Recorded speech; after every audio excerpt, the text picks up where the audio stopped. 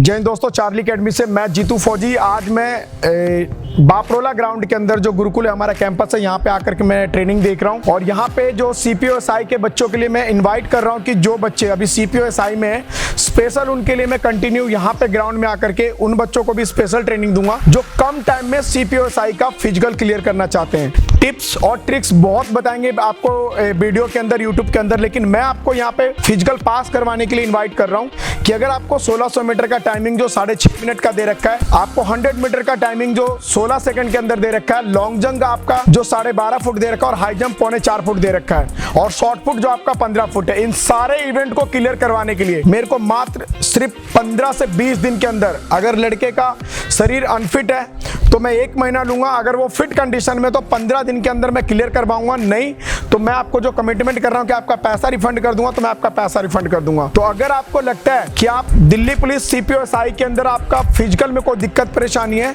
तो आप Charlie academy के अंदर गुरुकुल में जो ट्रेनिंग हो रहा है, इसके अंदर आकर के आप क्लियर हो सकते हो। आप लोग बताओ कि क्लियर हो जाएंगे कि नहीं? मैं इनको अभी ट्रेनिंग करवा करके बिठाया हूं। अगर इनके मुंह से अगर ऐसा लगता हो कि नहीं बेवकूफ बना रहा है, तो 4:50 4:40 के लिए इनको रेडी कर रहा हूं मैं। 6.5 मिनट के लिए ना मेरे को ट्रेनिंग करवाने की भी जरूरत नहीं है, सिर्फ अगर साथ में मेरे घूमते रहेंगे तो भी मैं पास करवा दूंगा। तो अगर आपको ऐसा लगता है कि रिक्वायरमेंट है तो आप बिल्कुल बेफिक्र होकर के आप यहाँ पे आकर के अपना फिजिकल और आप अपनी जो भी एक्टिविटी आप बताएं, और मैं आपको 15 से 20 दिन के अंदर दिल्ली पुलिस CPO-SI का फिजिकल क्लियर करवाऊंगा। क्लियर बेटा? yes, आप लोगों के मन में कोई सवाल, कोई कुछ भी अगर पूछना चाहते हो तो आप पूछ सकते हो। XYZ वीडियो चालू है। नहीं बैठ जाओ। स्टैमिना थोड़ा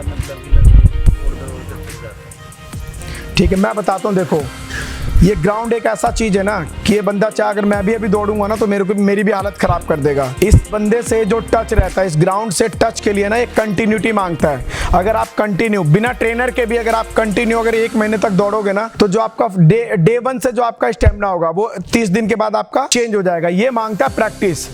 जो भी नए लड़के आते हैं उनका पैर में दर्द, पेट में दर्द, सांस फूलना या थकावट या हरासमेंट या होपलेस होना, ये नेचुरल है। अगर आपको लगता है कि नहीं ये नहीं होना चाहिए और डायरेक्ट मैं किसी एकेडमी में जाकर के ट्रेनिंग लूँ और उसके बाद वहाँ पे मैं एक्सीलेंट मार दूँ, तो नहीं, ये टाइम मांगेगा आपको।